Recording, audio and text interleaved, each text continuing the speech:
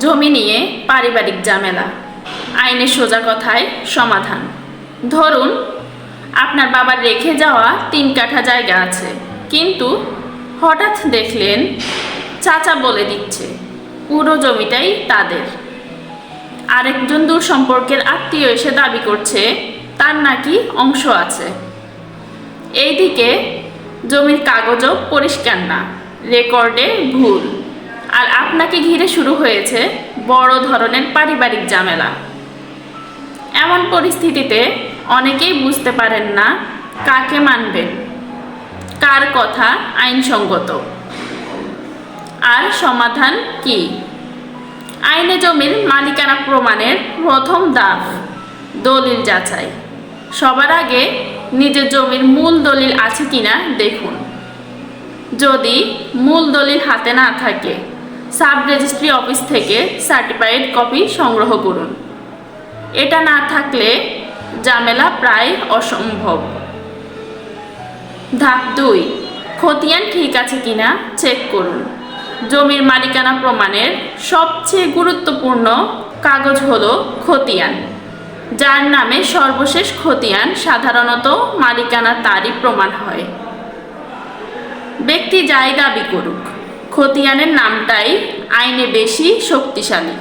ধাপ 3, মাপজোক বা সার্ভেয়ার দিয়ে জমি পরিমাপ। বেশিরভাগ ঝামেলা হয় জমির সীমানা নিয়ে। এখনকার দিনে খুব সহজে এসিল্যান্ড অফিসে আবেদন করে আমিন দিয়ে মাপজোক করানো যায়। এতে চাচা, ফুপা, আত্মীয় কেউই ইচ্ছামতো সীমানা দেখাতে পারবে না। উত্তরাধিকার বা ওয়ারিশ ঠিক করা। পরিবারের ঝামেলা 90% হয় ওয়ারিশ নিয়ে। সঠিক উত্তরাধিকারীরা কারা, এটা যাচাই করতে ইউনিয়ন পরিষদ বা সিটি কর্পোরেশন থেকে ওয়ারিশান সার্টিফিকেট নিয়ে নিন। এটা থাকলে কে কতটুকু অংশ পাবে সব পরিষ্কার। সালামি, মৌখিক চুক্তি বা কথার ভিত্তিতে কখনো বিশ্বাস করবেন না। অনেকে বলে তোমার বাবা আমাকে জমিটা দিয়ে গেছে, মৌখিকভাবে আমাকে দিয়েছে, কিন্তু বাংলাদেশে জমি হস্তান্তরের জন্য রেজিস্ট্রি ছাড়া কিছুই বৈধ না। মৌখিক চুক্তির আইনি মূল্য খুব কম। জমির মালিকানা ঠিক করতে হলে শেষ ধাপ হলো মিউটেশন। এটা না করলে রেকর্ডে আপনার নাম দেখাবে না, আর ভবিষ্যতে আবার ঝামেলা হবে।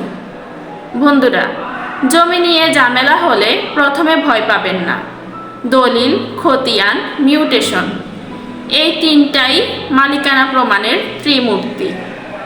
পরিবারের কেউ চাপ দিলে বা হুমকি দিলে আইনগতভাবে থানায় জিডি করতে পারেন।